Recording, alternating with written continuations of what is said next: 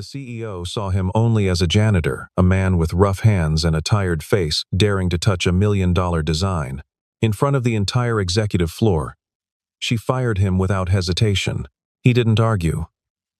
He only said quietly, "You should check the pressure ratio again." Minutes later, the prototype system failed catastrophically. The room froze. Engineers panicked. Then someone whispered his name not as a janitor, but as the man who built the core system years ago. And suddenly, the CEO wasn't giving orders anymore. She was running, trying to find the man she had just thrown away. The building never slept. That was the first thing Ethan Cole had noticed when he started the night shift at Arcturus Systems 14 months ago. Even at 2 in the morning, some light was always on. Some floor, always humming. Servers breathing behind walls, cooling fans, cycling in steady, mechanical rhythm. The sound of money working while people rested. Ethan didn't rest much. He'd stopped sleeping through the night the year his wife died. He pushed his cart through the corridor on the 23rd floor, the engineering wing, and the wheels made their familiar soft squeak against polished concrete. It was the one sound in the building that nobody had ever tried to fix. Nobody heard it. Nobody heard him. That was fine. He'd learned to exist in the margins of things. You learn that when grief reorders your entire life, when everything you thought was permanent turns out to be borrowed. He'd had a different life, once a different name in different rooms, but that person felt very far away now. Like someone he'd read about in a book and half forgotten. He stopped at the water fountain outside the main engineering bay, filled his steel bottle, and checked his phone. One message. "Dad, I made dinner. It's PB&J cut in triangles, because triangles are stronger than squares. Love you, Lily." He stared at it for a moment. Then he typed back, "That's actually correct. Triangles are stronger.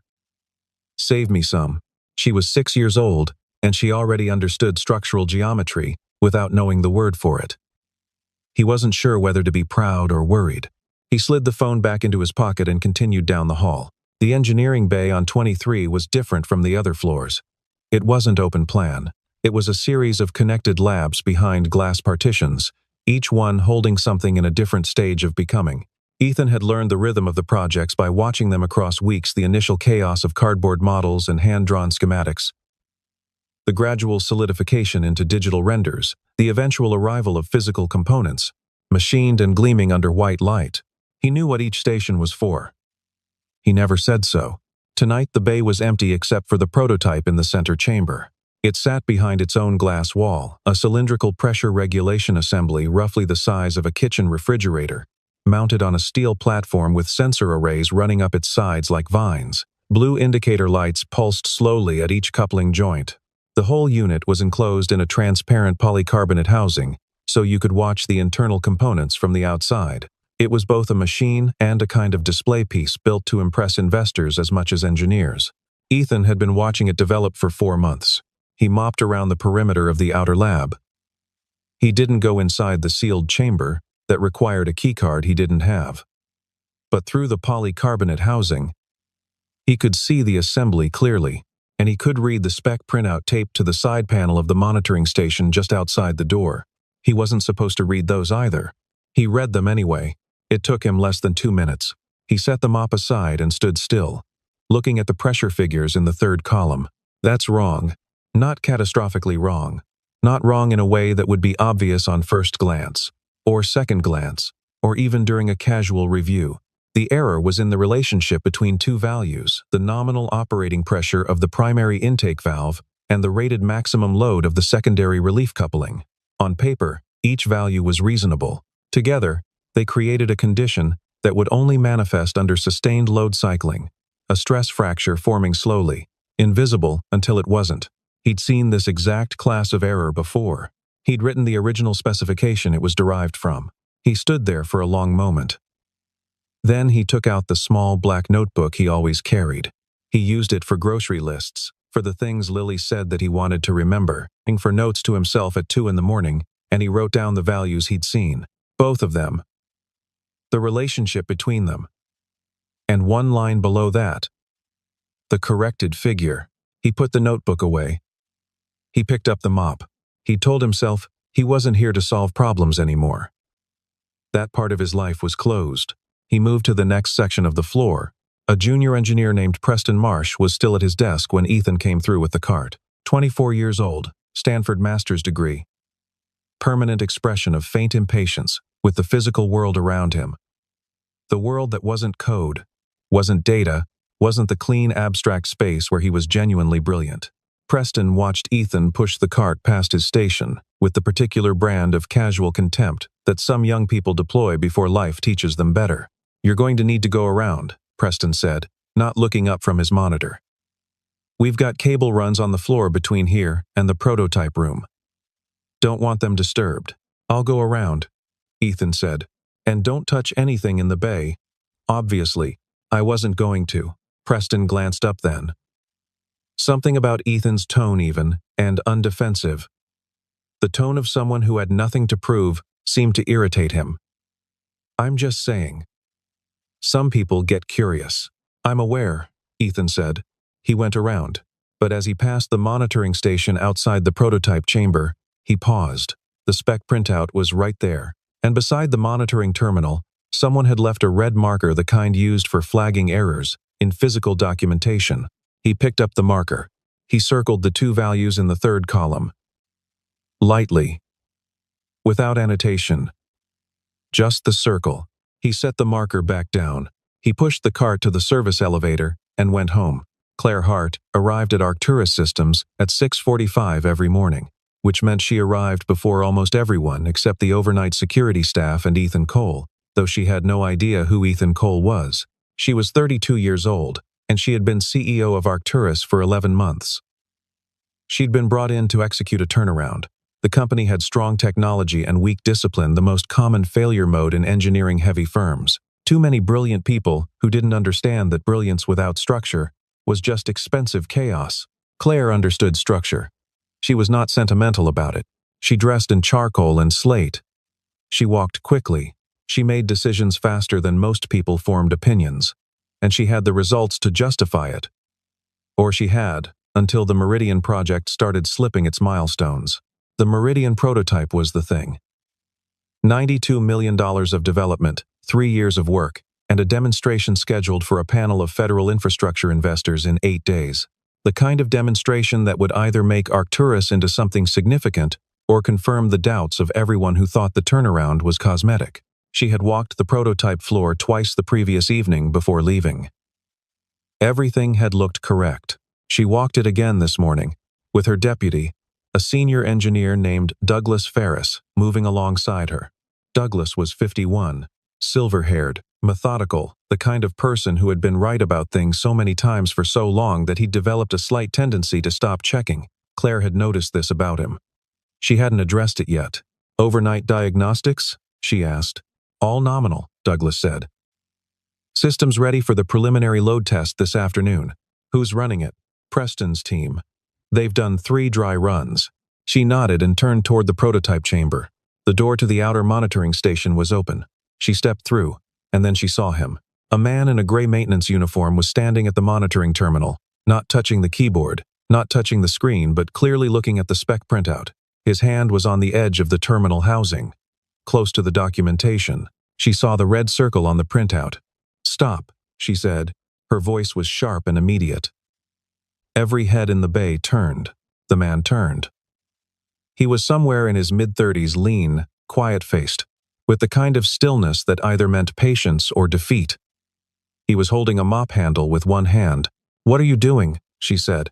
"Cleaning the floor," he said. "Your hand is on my terminal." "I was steadying myself. That printout has a mark on it. Did you do that?" A pause. Barely a second. But she caught it. "Yes," he said. She looked at the printout. At the red circle around 2 numbers in the 3rd column. Then at the man in front of her. "You marked a specification document," she said. "A confidential engineering document worth." She stopped. "What is your name?" "Ethan Cole, Mr. Cole." She held his gaze. "You're a member of the cleaning staff." "Yes. And you took it upon yourself to mark a technical document that you have no authorization to access, let alone annotate." The bay was very quiet now. Preston was watching from his desk. Douglas had stepped slightly to the side, the unconscious movement of someone distancing himself from an unpleasant scene. I circled 2 values, Ethan said. I thought someone should look at them. You thought. She let that sit for exactly 1 beat. Mr. Cole. This prototype represents 3 years and $92 million of precision engineering. The team that built it has a combined 200 years of experience. And you, with a mop, thought you should mark it. The pressure ratio on the secondary relief coupling doesn't match the intake nominal under sustained cycling load, he said. That's all I was indicating. Someone laughed. Quietly. She didn't look to see who. You don't touch what you don't understand, Claire said.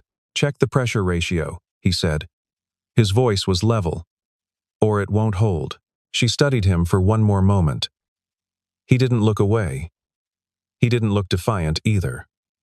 He looked like a man who had already accepted whatever came next. Security will process your exit, she said. Your employment is terminated, effective immediately. He nodded once.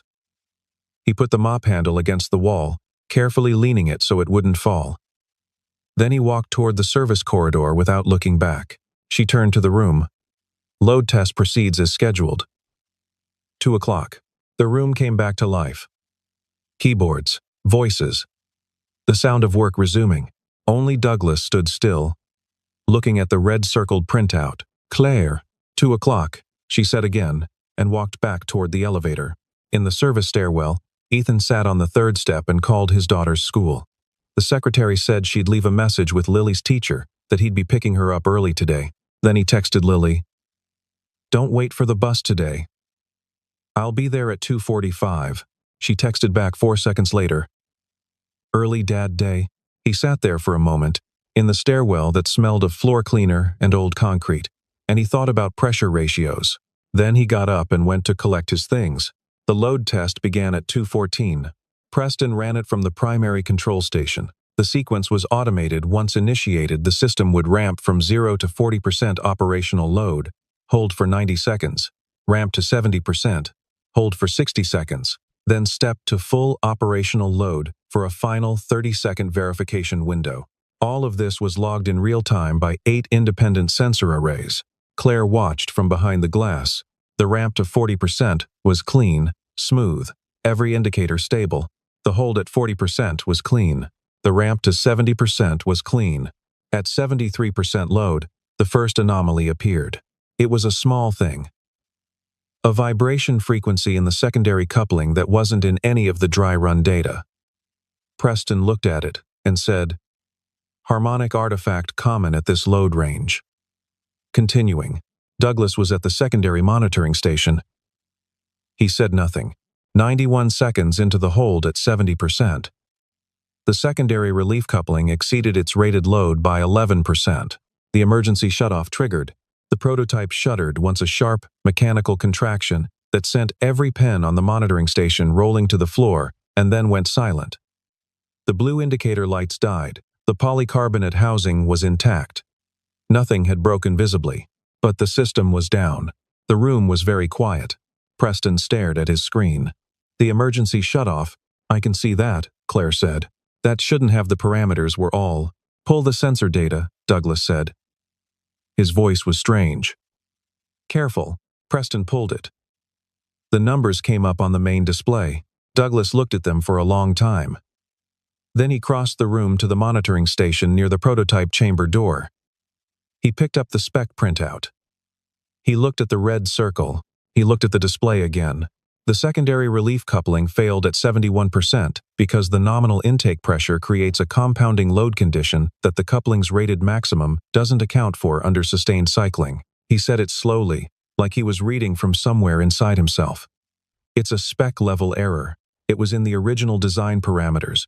Silence. Someone marked it, Douglas said. He held up the printout. The red circle was very clear. Another silence, different from the first one. Get the sensor logs from the overnight period. Claire said quietly. I want to know exactly when that mark was made. Claire. Douglas looked at her. We know when it was made. She didn't answer. The janitor. Preston said it from across the room. And there was something in his voice now that hadn't been there before. Not contempt. Something else. The guy who was terminated this morning. The room was still. He said to check the pressure ratio, Douglas said. He was looking at Claire directly. Those were his words. She did not move. She stood at the center of the room, in front of a $92 million machine that was currently offline.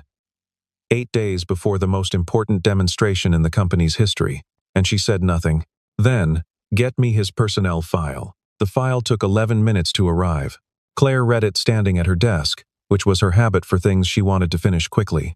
She did not finish this one quickly. Ethan James Cole. Age 37. Employed as night shift maintenance technician for 14 months. No disciplinary record. No complaints. Evaluation. Reliable, unobtrusive, performs duties without supervision. She turned the page. Prior employment history had not been fully verified at the time of his application. Because night shift maintenance technicians at Arcturus went through a contracted staffing agency, and the agency's background screening was less thorough than the company's internal process. She turned another page. There was a gap of 2 years in his work history, during which, according to the application form, he had been providing primary care for a family member. Before that gap, there was a single employer listed, a company called Praxis Engineering Dynamics, where Ethan Cole had held the title of Lead Systems Architect. She stopped. She called Douglas. Praxis Engineering Dynamics, she said when he picked up. Tell me what you know. A pause. Long enough that she understood the answer before he gave it. Praxis was the firm that developed the original Meridian pressure regulation framework, Douglas said. The technical basis for everything we built. We licensed their architecture in year 1, before they dissolved. Another pause. Claire. Praxis dissolved because their lead systems architect left the firm. She sat down. She hadn't meant to. He left because his wife died, Douglas said. I remembered the name as unusual enough that I started thinking about it as soon as I saw the red circle. I worked a conference with someone from Praxis 7 or 8 years ago. The lead architect had a reputation, young but exceptional. The kind of mind that comes through once in a generation. She was looking at the personnel photo clipped to the front of the file. The man in the gray maintenance uniform. Quiet face. Nothing to prove. He designed the system, she said. He designed the underlying architecture that our system is built on. He probably recognized the spec error in his first week here, and he said nothing. He said something this morning. She closed the file. Outside her window, the city was very bright and very far away. Find his address, she said.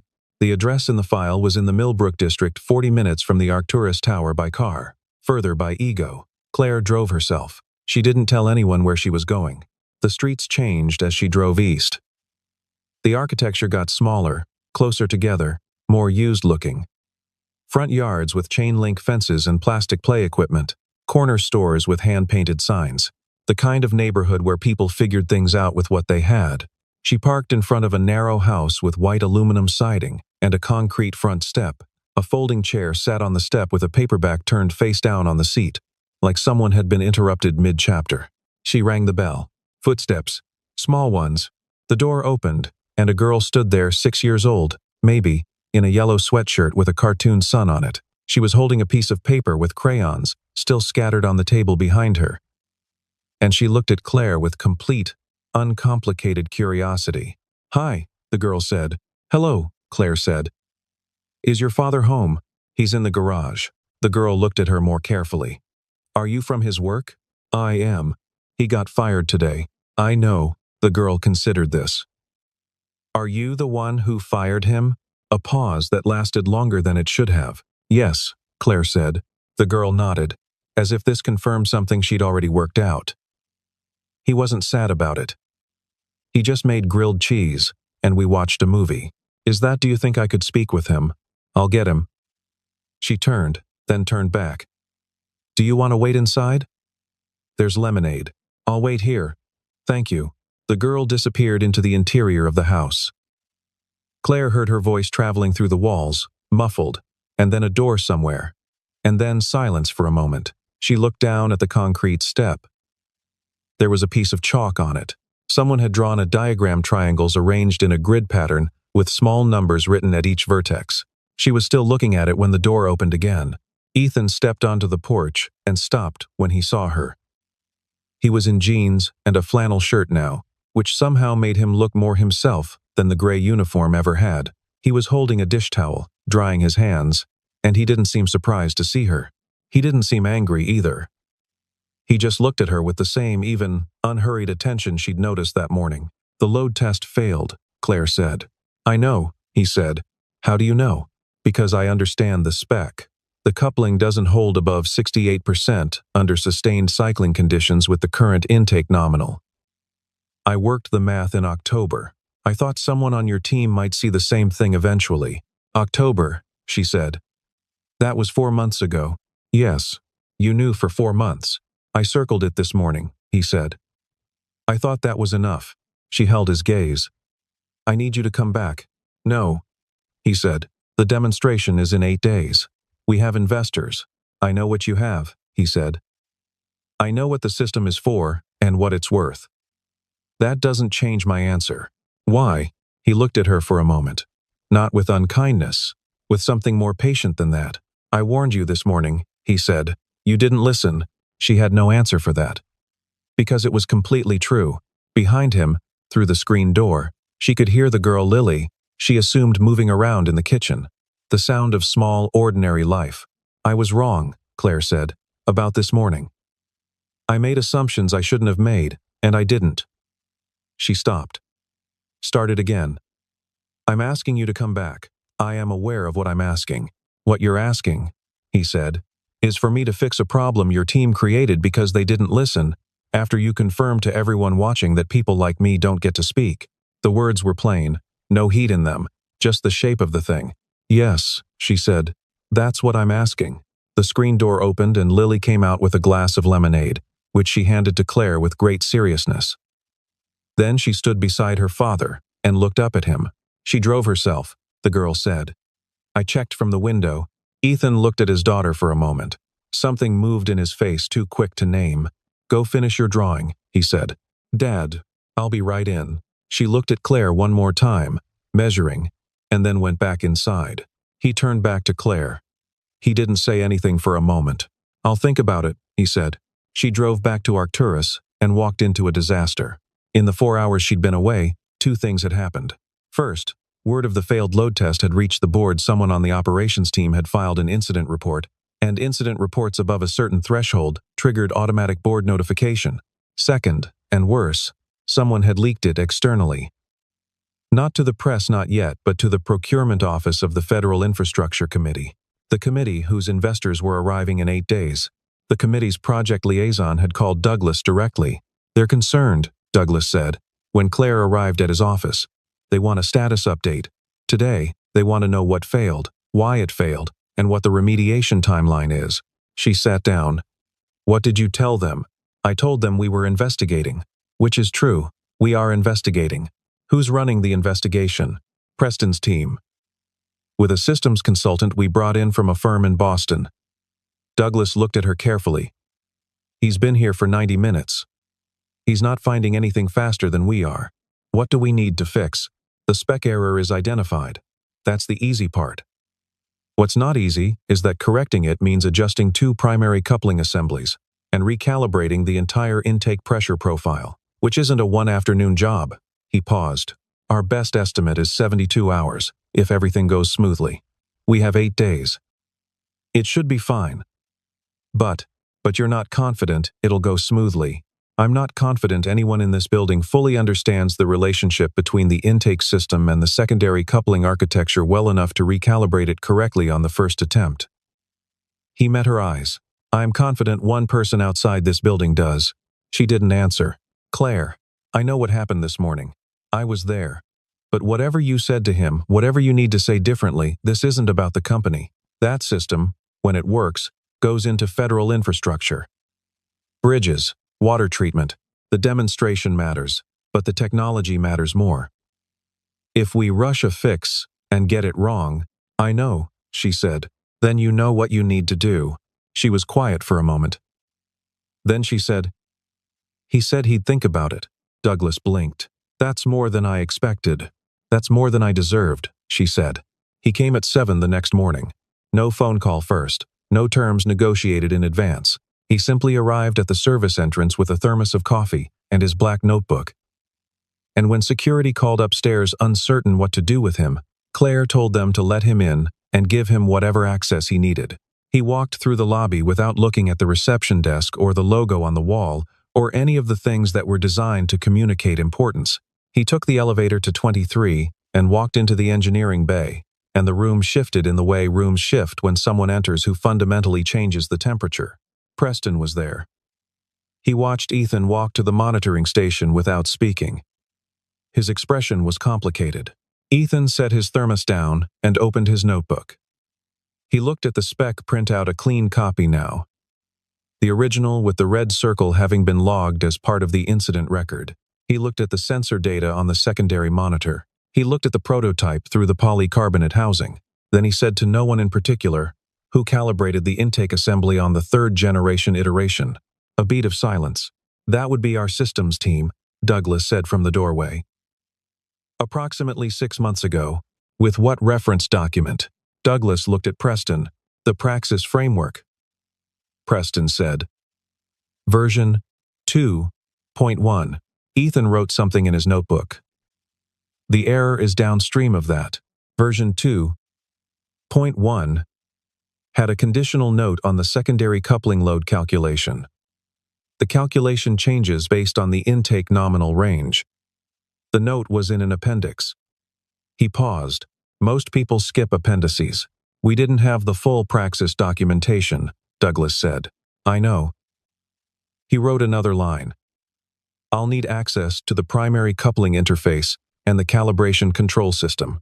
I'll also need someone who can run the monitoring station I'll be working inside the chamber. That requires a 2-person engineering certification," Preston said. "For working inside the prototype housing." Ethan looked at him. "Yes," he said. "So I'll need someone certified to monitor from outside." Preston was quiet for a moment. Then, without being asked, he walked to the monitoring station and sat down. "I'll run the board," he said. It wasn't an apology, but it was something. "Thank you," Ethan said, and meant it. He worked for 11 hours. He didn't explain much as he worked, not because he was being difficult, but because the work required his entire attention and explanation would have divided it. He spoke in short, specific directives. "Raise intake pressure by 4 psi. Hold. Now log it. Okay. Release." He moved inside the prototype housing with an economy of motion that came from knowing exactly what he was looking for. He'd been in tight mechanical spaces before. He knew how to read a system by feel as much as by data. Around noon, Claire brought coffee to the monitoring station and left it there without interrupting. Around 3, he asked Preston to run a diagnostic sequence he'd written out on a page of his notebook, numbers and symbols that Preston stared at for a moment before realizing he recognized the notation system and that it was elegant. Around 5:30, he came out of the chamber and stood at the monitoring station beside Preston and looked at the sensor readings. "Run a test cycle," he said. "Ramp to 40. Hold. 70. Hold. Full load." Preston looked at him. "Now?" "Yes. Without a full review." "I've done the review," Ethan said. "Run the cycle." Preston initiated the sequence. The ramp to 40% was smooth. The hold was smooth. The ramp to 70% was smooth. The hold at 70% past the 91-second point, where the system had failed the day before, was smooth. The ramp to full operational load was smooth. The 30-second verification window was smooth. The system came down in controlled shutdown, all indicators nominal, every sensor log clean. The room was completely silent for about 4 seconds. Then it wasn't. Claire stood at the back of the bay and watched engineers shake hands and clap each other on the shoulder, and watched Preston look at his monitoring board, and then look at Ethan, who had already picked up his thermos and his notebook, and was walking toward the service corridor. "Cole," she said. He stopped. "Thank you," she said.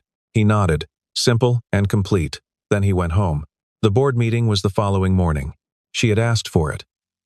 Scheduled it herself, at 7 a.m., which was early enough that some board members dialed in from home in business shirts and pajama bottoms. She didn't mind.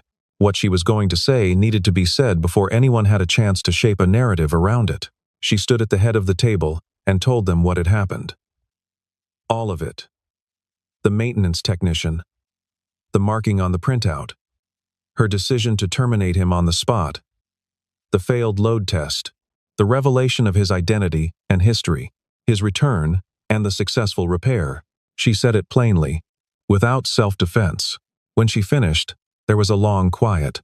"You're saying our system was corrected by the man who invented it," said the board chair, a woman named Philippa Rourke, who was 70 years old and had seen enough corporate catastrophes to stop finding them surprising.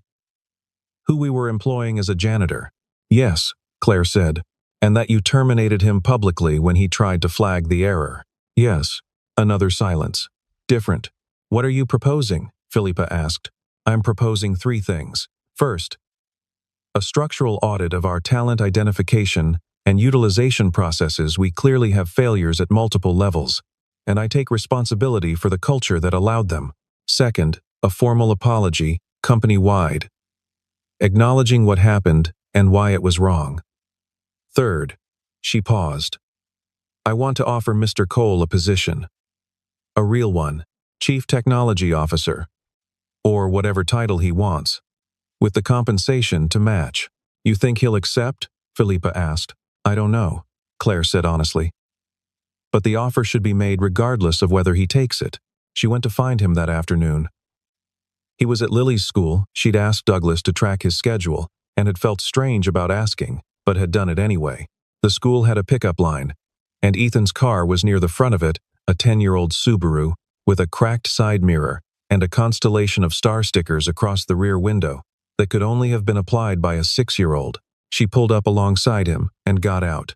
He saw her and opened his window. "I'm not interrupting anything?" she asked. "Lily gets out in 6 minutes," he said. "I'll be quick."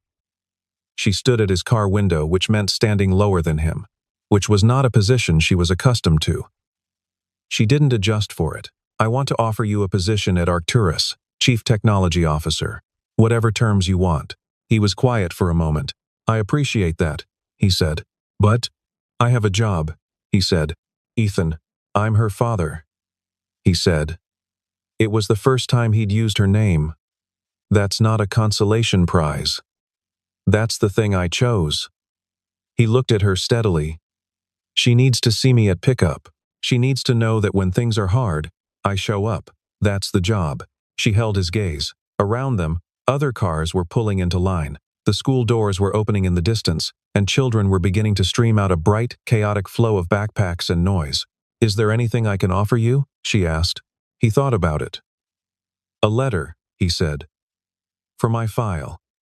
Something that explains what I actually did and why it mattered. Not for me. In case Lily ever needs to know that her father was good at something." She looked at him for a moment, and something moved in her face that she didn't try to suppress. "I'll write it today," she said, "and I'll make sure it's the truth." She wrote it that evening, in the kitchen of her apartment, which she almost never cooked in, and which therefore had the eerie cleanliness of a space that existed only in potential. She'd never written a letter like this before. She'd written performance reviews, termination notices, investor communications, board summaries. This was different. This was just the truth, written for a 6-year-old who might read it someday. "Dear Lily, your father is one of the most capable people I have ever encountered. He designed the technical architecture that our company was built on, and then he came back, years later, in a different capacity. And he saw an error that our most experienced engineers had missed. He tried to tell us. I did not listen. The consequences of my not listening were immediate and significant. The consequences of his being right were equally significant. He returned. When I asked him to, not because I deserved the help, but because the technology would have affected people who did nothing wrong. He fixed what was broken. He did not make a show of it. He simply did the work. He chose being your father over every other opportunity I was able to offer him. I want you to understand that this was not a small thing he was giving up. And I want you to understand that he did it without hesitation. Your father fixes broken things. He also makes people safe. Those are not small things to be." She signed it with her full name and her title, and she printed it on company letterhead, and she sealed it. She sent it to his address by courier the next morning. The Meridian demonstration went without incident. The federal committee arrived on a Tuesday. spent 2 hours in the engineering bay, ran the prototype through a full load test cycle, and emerged asking about production timelines. The procurement conversation that followed was the largest in Arcturus's history. Douglas told her afterward that 3 of the committee's technical staff had been particularly impressed by the precision of the calibration, more precise, they said, than the original specifications had called for. Because it wasn't calibrated to spec, Douglas said. It was calibrated correctly, which is better. She thought about that for a while. In the weeks that followed, she made changes. Not the dramatic, announcement-heavy kind of changes. Those, she had learned, tended to be performative. These were structural. The company's talent identification process was overhauled. Contracted service staff went through the same internal background screening as direct employees. An anonymous technical review system was created. Any employee, at any level, could flag a concern about engineering specifications or safety parameters, and the flags were reviewed by a rotating panel that didn't know who had submitted them. She also fired Preston, not for laughing, for something more specific. She pulled the incident records from the night before the failed load test, and she found that Preston had been informed by 2 junior engineers of the same anomaly Ethan had circled and had told them it was a harmonic artifact. He'd known something was off. He'd decided it wasn't his problem. That was the thing she couldn't forgive. Not ignorance. The decision not to know. She told him directly, in her office, with the door open. She thought he deserved to hear it said plainly. She had thought about Ethan's approach, how he'd worked in silence, how he'd said the minimum necessary, how he'd let the system speak for itself. She was trying to learn something from that, but she wasn't sure she had the patience for it. She suspected it came from something deeper than patience. From having already lived through loss and come out the other side into a different understanding of what mattered. She was still learning what mattered.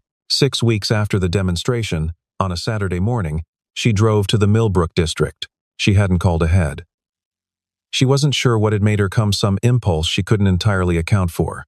Some need to close a loop that had been left open. She parked on the street outside the white aluminum house and sat in the car for a moment. Then she got out and rang the bell. This time, Lily opened the door before Claire had finished ringing. "Dad said you might come back sometime," she said. "Did he?" He said, "You seemed like someone who finishes things." She stepped back to make room. "We're having pancakes. There's extra." The kitchen was small and warm and somewhat chaotic in the way that kitchens are when someone is actually cooking in them. Ethan was at the stove in the same flannel shirt, and he turned when she came in and looked at her with the same even attention he'd always had. No surprise, no wariness. "Pancakes," he said. "Please," she said. She sat at the table. Lily sat across from her with a piece of paper and a box of crayons, working on something with great concentration. Claire watched her draw without asking what it was. When the pancakes came, they were very good. Ethan sat across from her, and they talked about the demonstration, about the procurement timeline, about nothing in particular. He asked her how the new review system was working. She told him it was too early to know, but that 3 flags had already come in, 2 of which turned out to be legitimate. "Good," he said. "Is that enough for you?" she asked. "Knowing it's better?" He thought about it. "It's better," he said. "That's what matters." Lily put down her crayon. "Done," she announced, and held up the paper. It was a crayon drawing, child precise, vibrant, completely literal. A large cylindrical machine taking up most of the page, drawn in silver and blue. Beside the machine, a man with brown hair and careful hands, touching something on the side of it, and on the other side, a woman in gray, watching. Her hands were at her sides. Her face was turned toward the machine, but her eyes, in Lily's interpretation, were turned slightly toward the man. Lily looked at Claire. "It's you," she said helpfully. "The watching lady. Dad says you're learning to listen." Claire looked at the drawing for a long moment. "Can I keep this?" she asked. Lily considered. "You can have a copy. I'll make you one." She picked up a fresh piece of paper. "The original is mine." "That's fair," Claire said. Outside, the morning was bright and ordinary. In the kitchen, the pancakes were warm, and the coffee was strong, and the drawing was taking shape. A woman watching, a man working, a machine between them that they'd both learned from in different ways. Ethan refilled her cup without being asked. She thought, this is what it looks like when you build something right. Not the tower, not the demonstration, not the contract. This, a man who chose what mattered. A girl who drew what she saw. And a room where, for the first time in a long time, Claire Hart sat still and let the quiet do its work. Value isn't in the title, it's in whether someone, somewhere, sees the person behind it.